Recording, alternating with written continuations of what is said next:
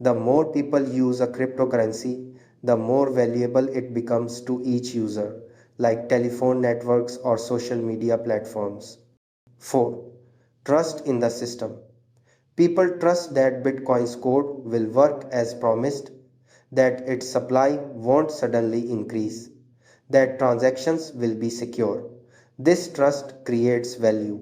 5. Cost of production.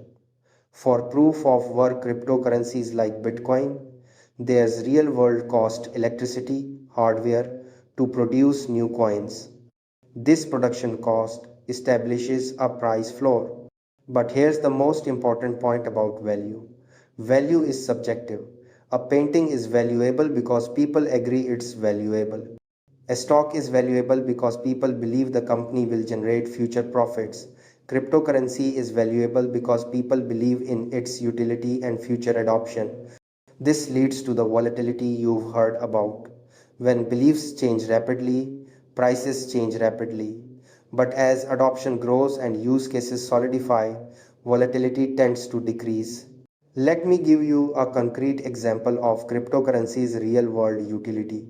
Consider someone in Venezuela experiencing hyperinflation. Their local currency might lose 50% of its value in a month. But if they convert some savings to Bitcoin or a stable coin, they can preserve their purchasing power. They are not investing or speculating, they are using cryptocurrency for its original purpose as an alternative to broken traditional money. Or consider a freelance designer in Pakistan getting paid by a client in Europe. Traditional bank transfer might take a week and cost 15% in fees. With cryptocurrency, they get paid in minutes with 1% fees. That's life changing for someone making $500 a month. Now, I need to be completely honest with you. Cryptocurrency isn't perfect. It has challenges. Volatility makes it difficult for everyday purchases, though stablecoins solve this. Regulatory uncertainty in many countries, learning curve for new users, environmental concerns for some proof of work coins, security risks if users make mistakes. But here's what's remarkable. Every year, these challenges are being addressed. Stable coins reduce volatility. Clearer regulations are emerging. Better user interfaces reduce the learning curve. New consensus mechanisms reduce environmental impact. Better education like this course reduces security risks. As we continue through this module, we'll explore specific cryptocurrencies in more detail, learn how to store them safely, and understand how to use them practically. But for now, I want you to remember this foundational understanding. Cryptocurrency is a tool. Like any tool, it can be used wisely or foolishly.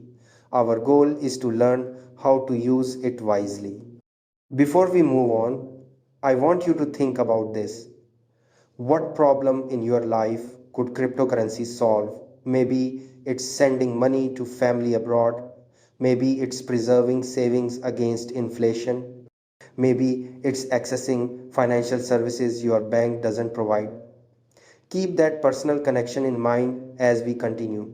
It makes the learning much more meaningful. Now we arrive at one of the most exciting and human centered applications of Web3 technology, Universal Basic Income or UBI.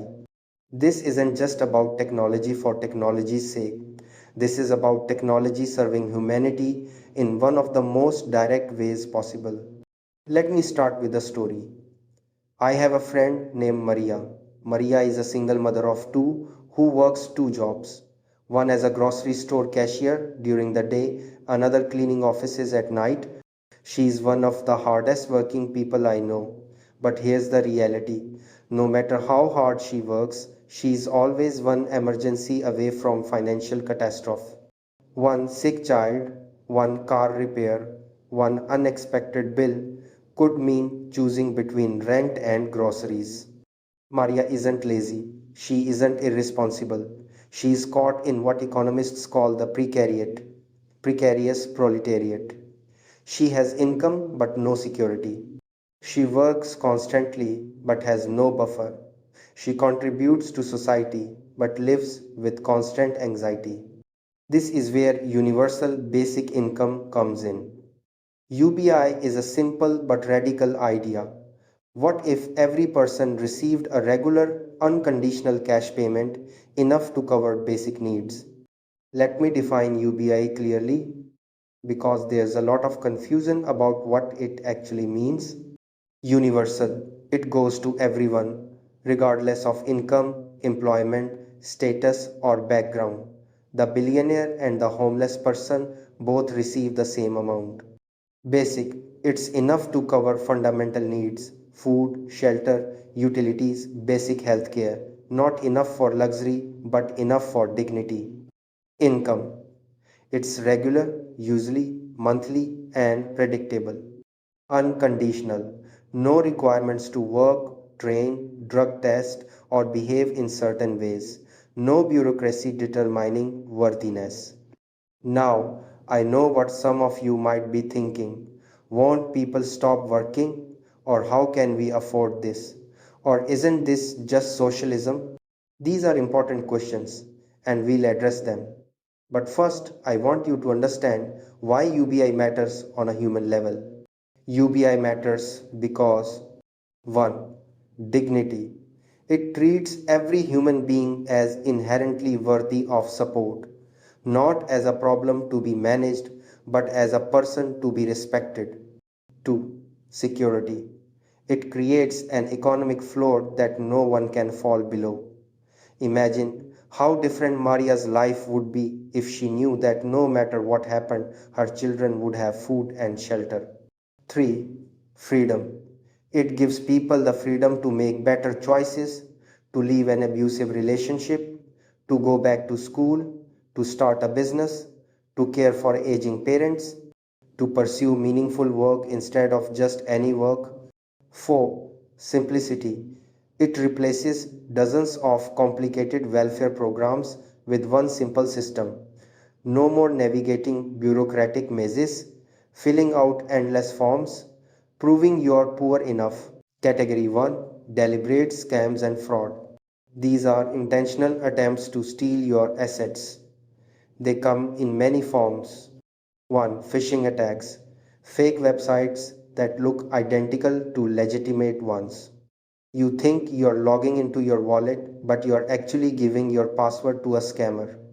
Or real example, ethereum.com instead of ethereum.com. One letter difference. For protection, always double check URLs, bookmark legitimate sites, never click links in unsolicited messages. 2. Fake support scams. Scammers impersonate customer support. They say, "We've detected a problem with your wallet. Give us your seed phrase to fix it." Oh, critical rule. No legitimate support will ever ask for your seed phrase, ever. For protection, only use official support channels listed on official websites. 3. Rug pulls. Developers create a project, attract investment, then disappear with the funds. Oh, how to spot anonymous teams, unrealistic promises, no locked liquidity. For protection, invest only in projects with toxic teams, audited code, and community trust. 4. Airdrop scams. Free tokens. But to claim them, you must connect your wallet to a malicious site that drains your funds. Or protection. If it sounds too good to be true, it is. Never connect your wallet to claim free tokens. 5. Impersonation scams. Fake accounts pretending to be celebrities, influencers, or project founders promoting scams. O. Protection. Verify official accounts. Don't trust DMs. Official announcements happen through official channels. Category 2. User errors and mistakes.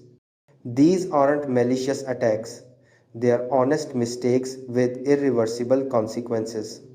Sending to wrong address. Cryptocurrency transactions are irreversible.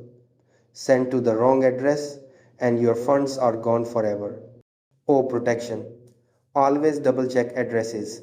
Use copy paste but verify the clipboard wasn't hijacked. Send a small test transaction first.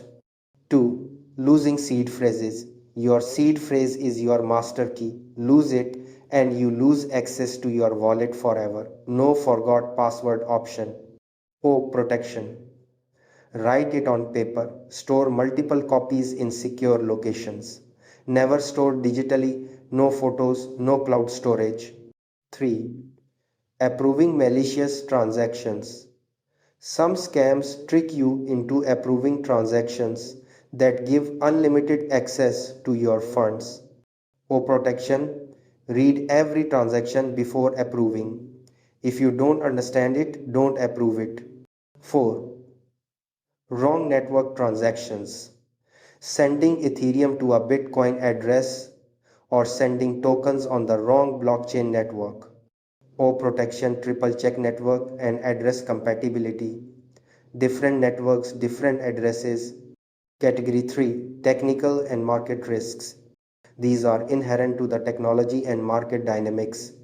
1. Smart contract vulnerabilities. Code can have bugs. Hackers exploit these bugs to drain funds from protocols. O. Protection. Use only audited protocols. Understand that even audited code can have vulnerabilities.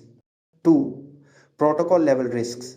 The entire blockchain could have a critical bug or be subject to a 51% attack, though this is extremely rare for major chains.